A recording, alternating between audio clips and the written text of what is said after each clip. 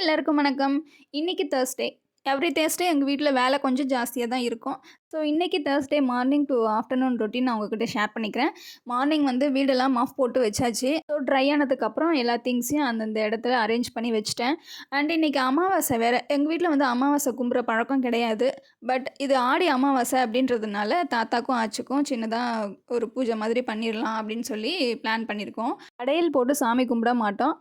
Just அவங்களுக்கு என்ன பிடிக்கும் அப்படின்றத சிம்பிளா செஞ்சு அவங்களுக்கு வச்சுட்டு, ஒரு விளக்கு மட்டும் ஏத்திட்டு, கற்பூரம் காமிச்சு நாங்க சாமி கும்பிட்டு முடிச்சுருவோம். பட் அதுவுமே எல்லா அமாவாசைக்கும் கிடையாது. இது ஆடி அமாவாசை கொஞ்சம் ஸ்பெஷல் அப்படின்றதுனால இன்னைக்கு விளக்கு ஏத்திட்டு, அவங்களுக்கு பிடிச்ச ஒரு பாயாசம் மட்டும் வச்சு சாமி கும்பிட்டு முடிச்சாச்சு. அண்ட் இன்னைக்கு லஞ்சுக்கு பார்த்தீங்கன்னா, ஒன் பாட் ரைஸ் மாதிரி வச்சிடலாம் அப்படின்னு சொல்லி பிரிஞ்சி பிளான் பண்ணியிருந்தோம். ஆக்சுவலா பிரிஞ்சிலாம் சாப்பிட்டு ரொம்ப நாளாச்சு. என்னோட ஃபேவரட் ஃபுட் அது.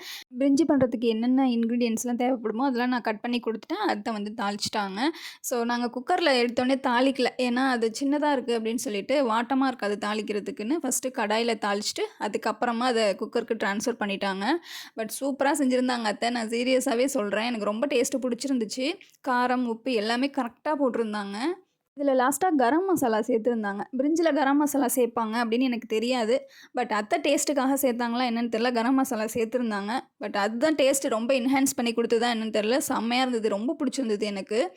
அண்ட் ரைஸும் நல்லா சாஃப்ட்டா பொல பொலன்னு வந்திருந்தது. குக்கர் ஓப்பன் பண்ண உடனேயே சுட சுட சாப்பிட்டுட்டு, அதுக்கப்புறம் மிஷின்ல துணி போட்டிருந்தேன். அதுவும் முடிஞ்சிருந்தது.